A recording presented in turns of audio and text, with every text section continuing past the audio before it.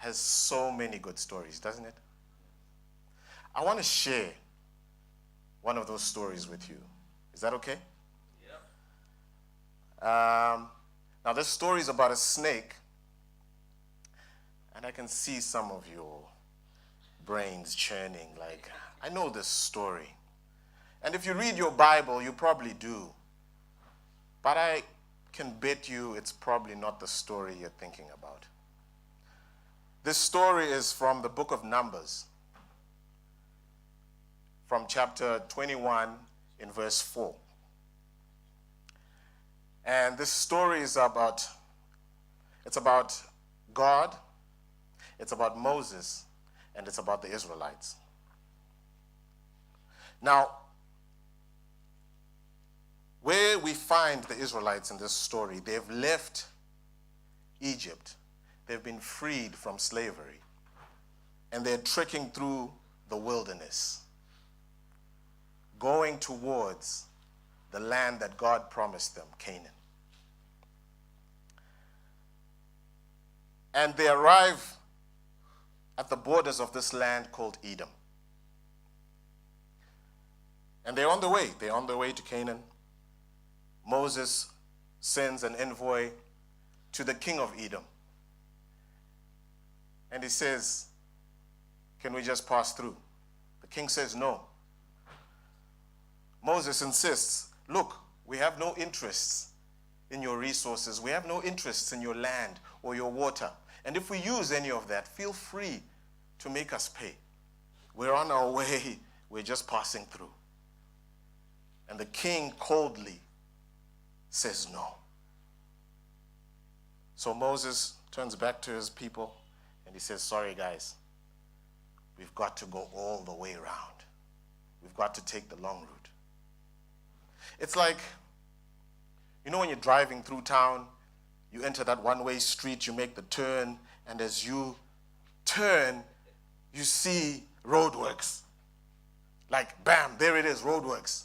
There's no sign that told you roadworks up ahead. You see it as you arrive. Okay, so I reverse, and then I go back. And then you realize there's no right turn, so you have to go left. So you go left, and then you have to make a U-turn, and then make a right turn, and then go around, and then you see more roadworks. So you have to park, and you walk 3 blocks to the building that you want. And you get in the building, and the elevator doesn't work, and you have to take the stairs. Can you see how frustrating this is? The people became frustrated. The word says that they grew impatient along the way. And their impatience finally escalated in complaining. They complained against God and against Moses.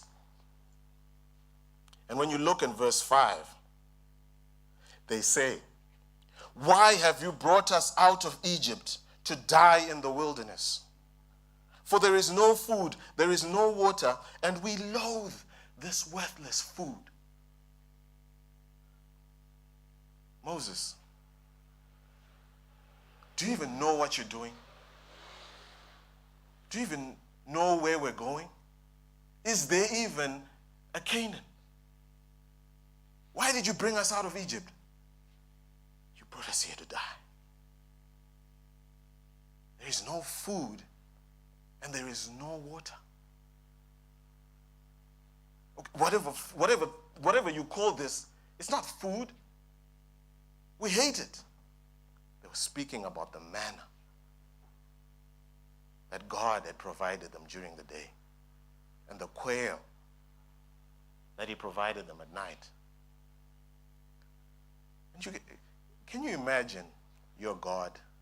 Okay, you don't even have to think that far. If you're a parent or you look after someone, right, and you feed them every day, you clothe them every day, and here is this little creature throwing a tantrum. I hate this food. I hate this porridge. African parents will be like,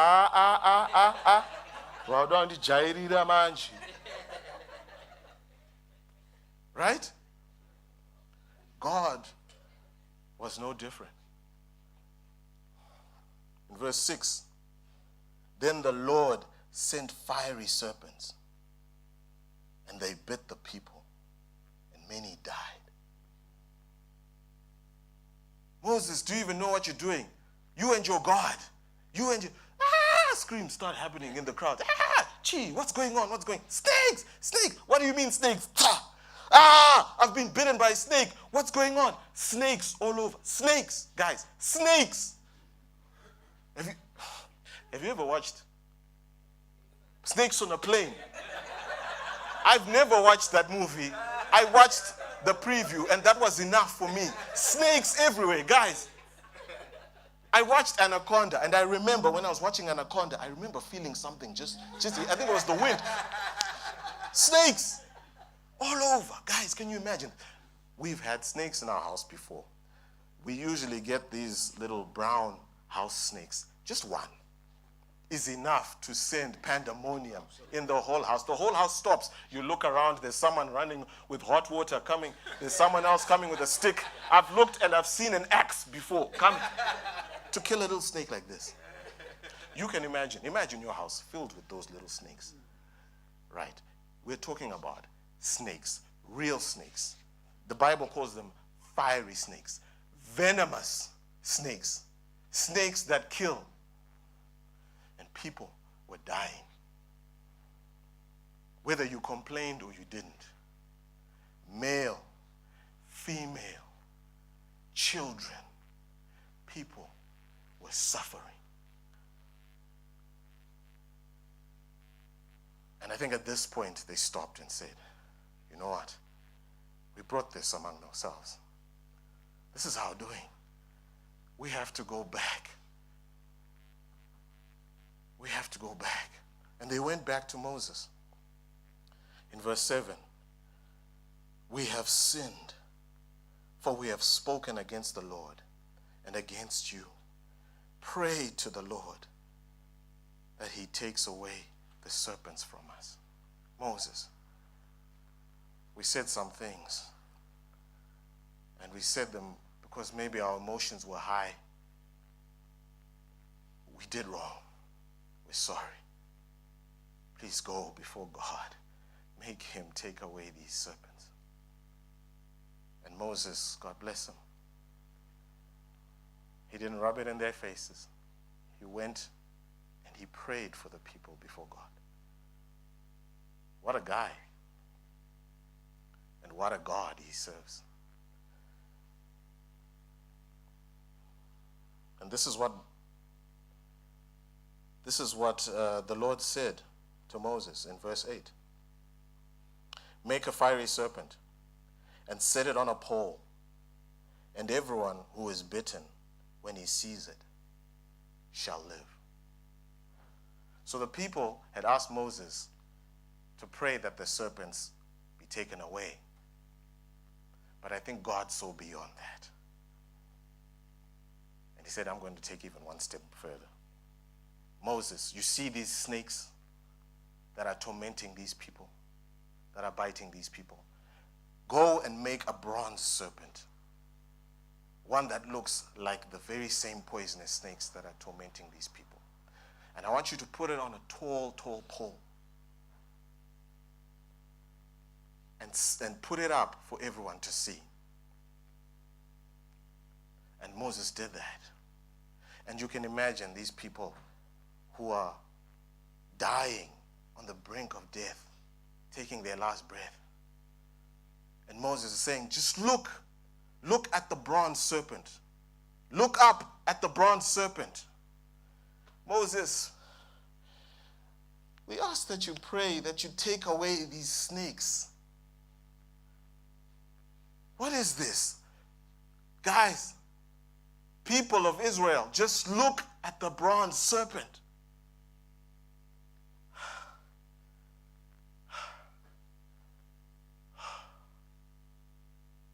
I feel stronger.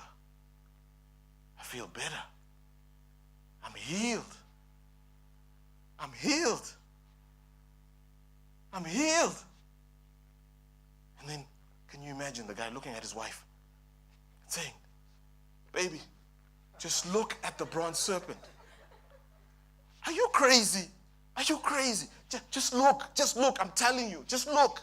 And she looks. Can you imagine the mother of a child who's been bitten, desperately running with the child? Look and be healed. Look and live. What wonder must have been happening? What a wonderful thing. And what a wonderful gift this bronze serpent was.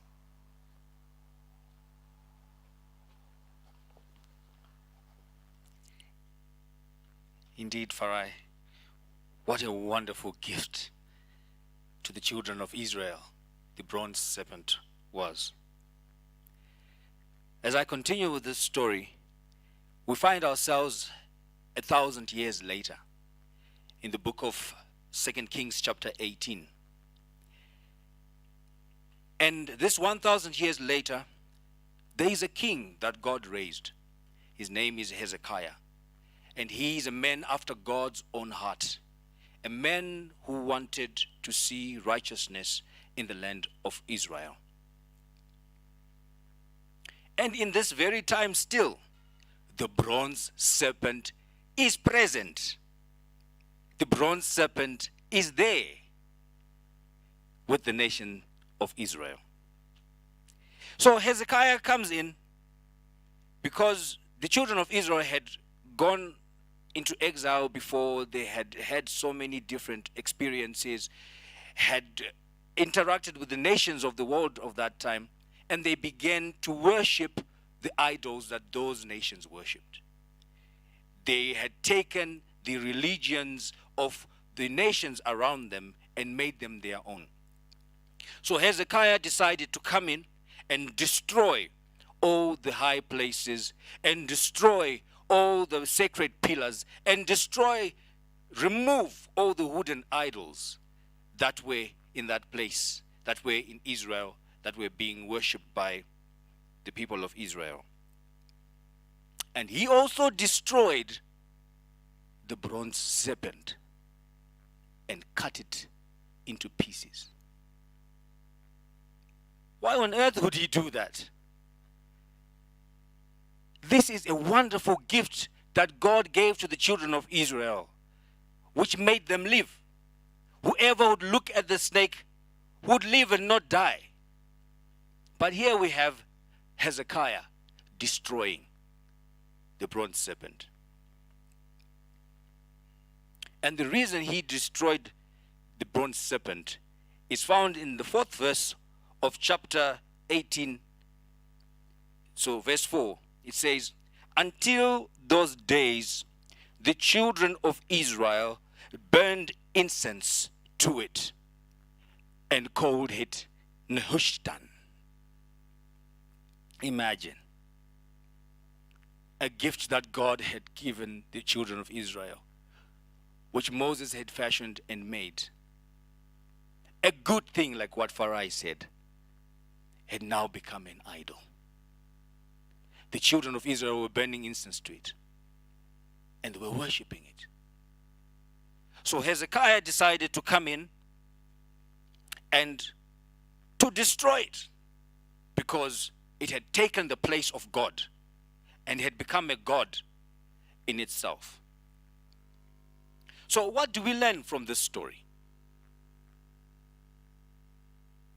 We learn that sometimes when we call to God in times of trouble, and we're asking God to help us, asking God to come through for us, and God gives us a good thing, we can easily become like the children of Israel and turn a good thing that God has given us into an idol. And we start worshiping that thing, forgetting that it was a gift that God gave us for our salvation. It was a gift that God gave us so that we can be safe, so that we can find the good things that we want to find, that we were crying to God for at that time. Half the time, you see that this very thing that we were crying to God for, becomes our sense of identity. It becomes our sense of joy. We get our sense of joy from it. And we get our security from it. And then it becomes God in our lives. That is an idol. The true definition of an idol is something good that becomes the ultimate. Something good like the snake, which had a purpose, had now become God to the people of Israel. They were burning incense to it and worshipping this idol.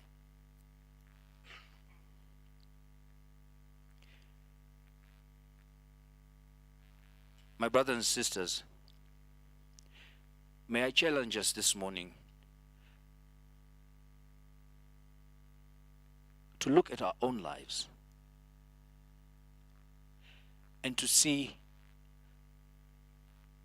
whether we're not like the children of Israel.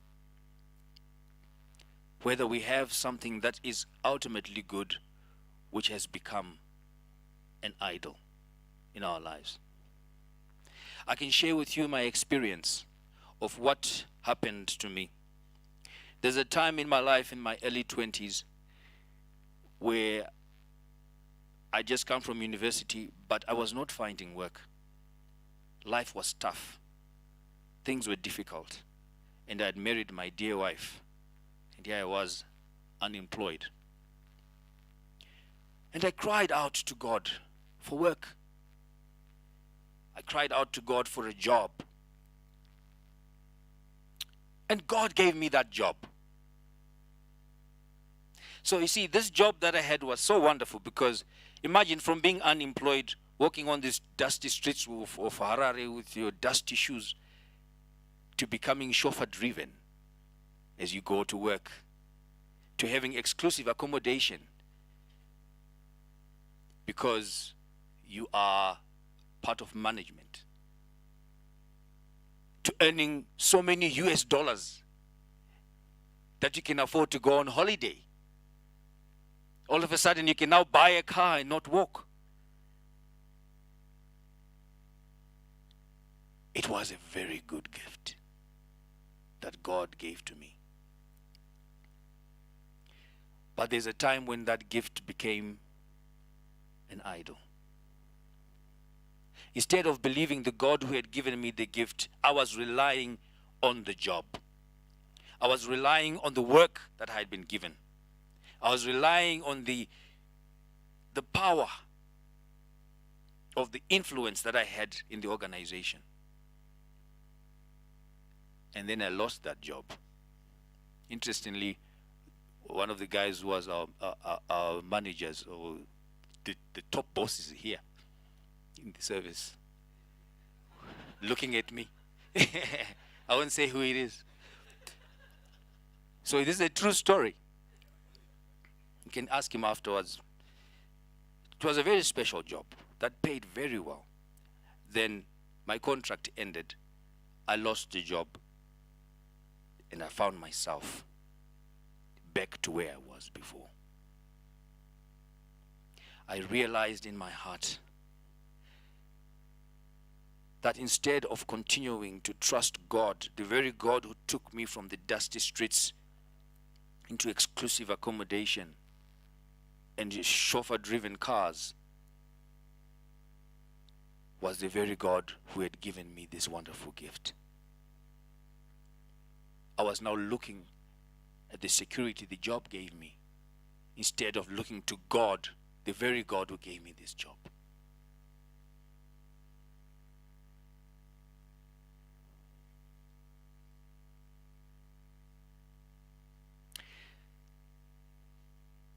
So maybe as Ronald is playing some music, I want to give us an opportunity to reflect inwardly where we are seated.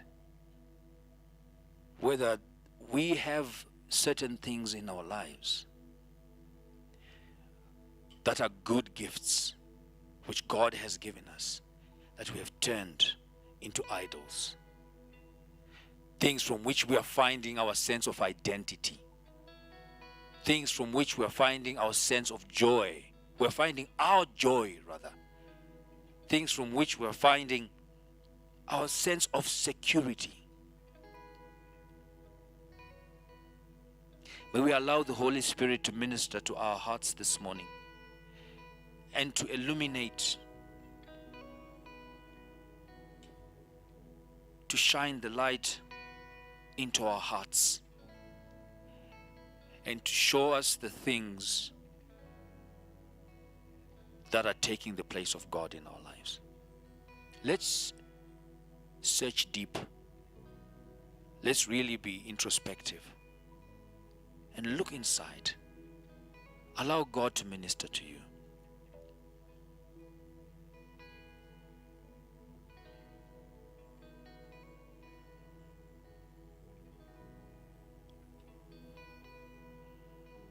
Let's allow God to minister to us this morning.